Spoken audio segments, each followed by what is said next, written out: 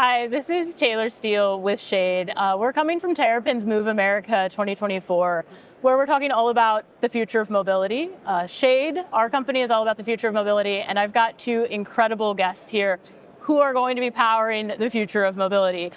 We've got some race drivers, motorsport drivers here at this table. We're going to talk a little bit about who they are, what they're doing, and what they think about the future of mobility. So to start, you guys should just introduce yourselves. Who are you?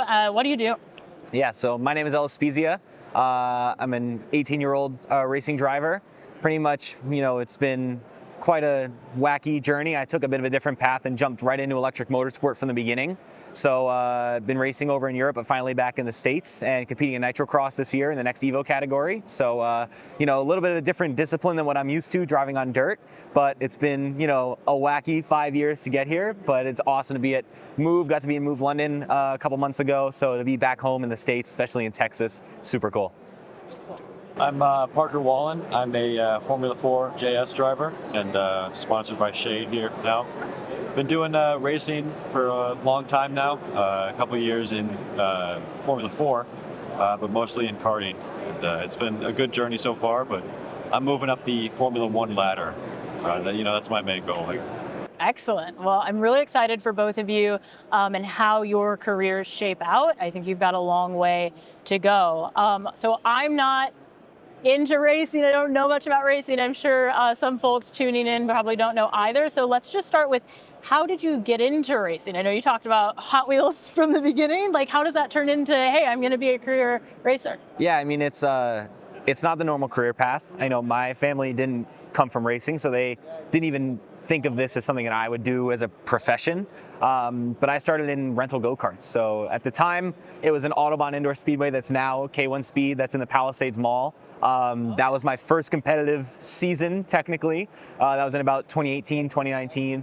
And then after that, sort of deciding the next step of what to do. And that was, we either would go club racing at a local track and sort of end my career there as just a hobby, or we found this electric karting series run by Rotax in Germany. And so we moved our life in COVID to Europe for 3 months and then progressively spent more time making it a full-time thing. And, middle of COVID, not a lot of school going on, so got to manage, that side of it pretty well. And then stuck with it 5 years later, getting to come back home and race in the USA. Yeah. Racing abroad, that sounds like a blast. Very cool. And Parker, what about you? Racing's been a passion of mine for a while. Growing up seeing the Formula 1 races, it's always been a dream to do. Started out kind of same thing as you, doing the hobby karting, just anywhere I could find it, indoor places, and then kept going with the karting. I got some suggestions to move out to a professional track and buy a kart, so that's what I ended up doing, and keep continuing with that, doing it out in California, traveling the U.S. karting, and then finally jumping into the F4 car. Yeah, okay. So these days, Drive to Survive's big. The last couple years, I think racing has kind of come on the map, especially for us non-racing folks. But as you guys started a while ago, who were some of your big influencers? Who did you look up to and say, oh, this is really cool, this is what I want to do? Yeah, I mean, I've always been an old school fan. I've always loved 80s and 90s. And so obviously looking at 80s and 90s, it was Senna driving F1. But then sort of diving in, who he looked up to, that was Fangio. So he was way back at the beginning when no seat belts, nothing. And I think that danger's definitely been lost. I think thankfully race cars have gotten much safer than they used to be, but it definitely gave it a charm. And so someone like Fangio that was, pioneering all the techniques that we see as fundamentals now is really, really cool. So I think being someone that was at that much of a forefront of the sport is pretty incredible, and so it's definitely good to study them and see what they do. Yeah. I mean, I aspire to be an F1 driver, so looking up to pretty much any driver that can make it to that level of racing, I think is amazing. But I am a big Lando Norris fan. He's a younger guy, but he's still winning. What do you love about him? I love that he's consistent. He can consistency is key. Keep winning the races, and even with depending on how his team's doing. Yeah. I think one of the things we've talked about a lot is SHAED as a mobility company, as a platform, and working with Parker, partnering with Parker. what is that line, right? And I think it's all about being that like need for speed and innovation and kind of like break things and run fast, but you've got to be consistent through all of it in order to succeed. So it's exciting to see that. I'm also glad it's safer these days because I want you guys to be okay. I just learned about damage bills. If anyone doesn't know about that, that's the thing. Go learn about that. Okay, obviously you guys are racing in a little bit of different areas in motorsports, right? And we're here at MOVE, it's a mobility conference, it's a lot about electricity and sustainability, alternative fuels. I want to talk a little bit about fuel considerations in motorsports and what are some of your insights? I know you've worked a lot on this, Ellis. Parker, I think you have some pretty strong opinions on it. And yeah, like what does fueling in racing look like? Yeah, it's complicated. I had, depends obviously where you go. So in Europe, when I was doing some of the electric stuff, they're very sustainability forward. So I was helping develop an electric Formula 4 car for about a year and a half, and we had a solar grid and a wind farm that we plug into right across the way from the track, and that was awesome. Right. But then, in that same moment, you go with the electric karting series, and they have, a diesel generator to charge, which isn't really, that sustainable. It doesn't really, fit the bill and make sense. So. The electric motorsport side is tough. Infrastructure is really hard. We can't really plug 20 race cars into a power grid. Well, we were setting stuff on fire in Sweden last year, so it was quite a challenge. Tend to be pretty far from the grid. So I remember when I was at Tesla, one of the fun Elon side projects we had was taking a mobile charging unit to a racetrack, so we could kind of just top off these vehicles because we were racing Model S's against. And it's getting better. I mean, I'm running this year not in an electric category yet, but it's fully sustainable fuel, P1 biofuels. So running, a 550 horsepower race car on a sustainable fuel is pretty awesome, and it's good to see. Even in the electric side, we're seeing a lot of improvements where these series, Formula E does a lot of work to be, sustainably charging. Extreme E goes to a lot of remote places, so they do the same thing. They're really working hard, so it's really good. Yeah, maybe a bit of a naive question. Is there a difference from a driver perspective in biofuels and like traditional fossil fuels? They all explode. They all make power. I mean, that's what we're looking for. So nice. All right. Parker, what do you think? For the Formula cars, it's a little bit different, mostly because of the history of Formula cars. It's been, big drivers and then engines and chassis. That's the basic. That's the basis of what it is. But in recent years, F1 has actually brought in a V6 hybrid engine, moving away from their big power, big gas guzzling V8. To include more, gas, eco-friendly energy options. And they've actually made a rule by 2030, all teams have to be, biofuel and be healthy. Excellent. That's great progress. With F1 doing that by 2030, I expect lower leagues like Formula 4, 3, and 2 to, follow with that. Yeah. And I think kind of electricity and hybrids have started to become much more of a part of the tech. Do you think, this might be a strong question, like it's complicating the technology in any way? So when I think about a hybrid engine, I always think like, oh, we're just like overcomplicating what needs to be happening. What are your thoughts? Not really. F1 has added that hybrid engine, and that adds another aspect to the racing, which is your battery. When you deploy your battery, when you want to keep charging your battery, it gives you a little speed boost down the straight. It's another aspect to racing that I think fans love. But it does complicate things. So I feel like another reason why they're not doing it right now and trying to go full electric or full biofuel is they don't have the technology yet.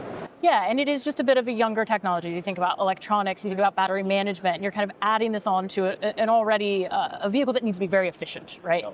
Speaking of efficiency, so one of my favorite things about electric vehicles is instantaneous torque. I'm sure you guys also like to go fast quickly. Is there a difference in kind of driving, or like, I've never been in an F4 car, like, does it go as quick as instantaneous torque? Does it feel instantaneous? I'd say once you're off the line and then once you get going, then it hits. But I can't believe how much it. Yeah, I mean, with them. I think I drove one sort of electric sort of touring car style. It's more like a GT car, so close to what you see on the road. And that was 500 horsepower, and I say like electric horsepower kind of feels double. Like it's so much power and so much torque.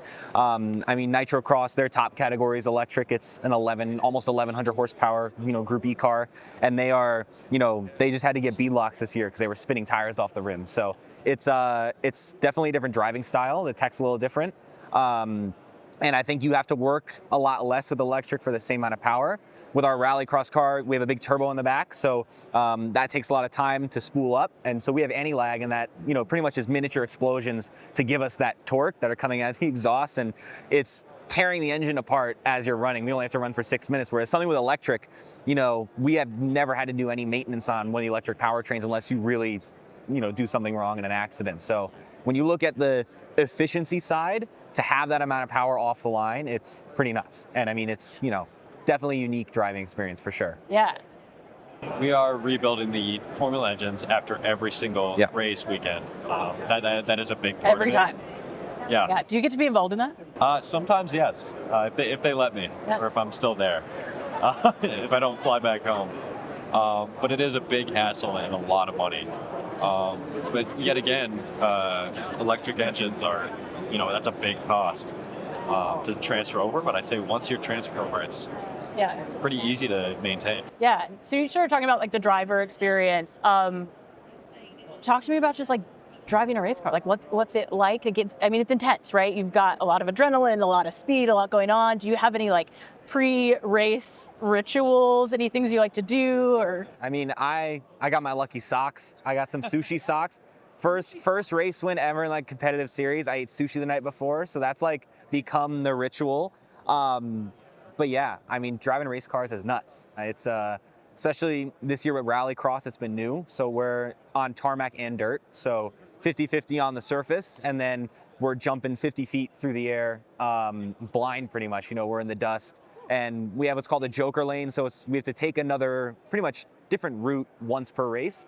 And then obviously the tracks have to come back together. So it's like when you're merging on the highway, except the person merging is going to drive into you and try and push you into a wall. So it's a lot of fun. Nitro Cross is, it's short races, shorter than Formula 4. We're only running for 6 minutes, but it's flat out. There's cars going sideways, banging doors, trading paint. So it's a lot of fun. And how long are you racing, and what's that like? So it's my races are about 45 minutes long, so a little bit longer, but still not compared to like an F1 race. Yeah. Where they're 2 hours, yeah. Yeah. That's a lot of racing where you can make mistakes and compensate for it later. You gotta be 100% the entire time. We say it's the only format where you win in lap one. Like the first corner, you have to make up all your spots, because then other than that, you're getting pushed off, shuffled back, breaking parts. So. Yeah, but I do got a pre-race ritual. I like classical music. So Nice. I put on my sound canceling headphones, kind of clock out for a minute, and listen to my music. Okay, so you get zen. You bring it down, you calm down, some deep breaths. All right, I like that. And then you do the exact opposite. Yep, do the exact opposite, hammer on the gas and get going. All right, I love that. Great, okay. Well, let's bring it back to, I think, Move and the conference a little bit. You guys are here experiencing kind of the tech side of things. There's a lot of vendors here, charging providers, vehicles, all of that sort of stuff. What have you seen? We're still early in the morning, but what have you seen so far that's kind of inspiring you as you think about the careers ahead of you and mobility, be it racing or commercial vehicles or whatever? What's top of mind for you while you're seeing all this? I think it's just sort of commitment level. Like I see a lot of, Nissans here.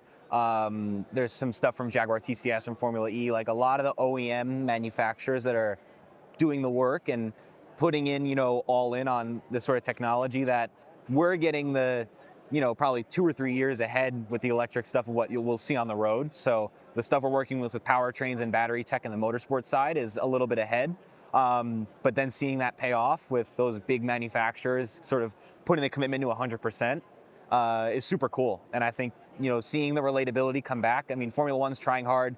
Hybrid V6, they want to bring some active aero stuff in the next, regulation change. So I think seeing the relatability with electric be a clean slate and bring it back to what it was is super cool. And so if you can see that tech that you're looking at on the racetrack come into your road car, I think that's going to be exciting for the newer generation that may not be sold on electric yet. And then there's a generation after that that's going to know only electric powertrains. So it's going to be super cool. I've thought about this idea. We've talked about it for years, right? Which is like one day kids aren't like going to know we had ICE vehicles, right? And then we're going to explain to them, it's like, oh yeah, there's like this engine that was just like on fire, combusting, like in your lap. They're going to be like, what? Why would you do that? Yeah.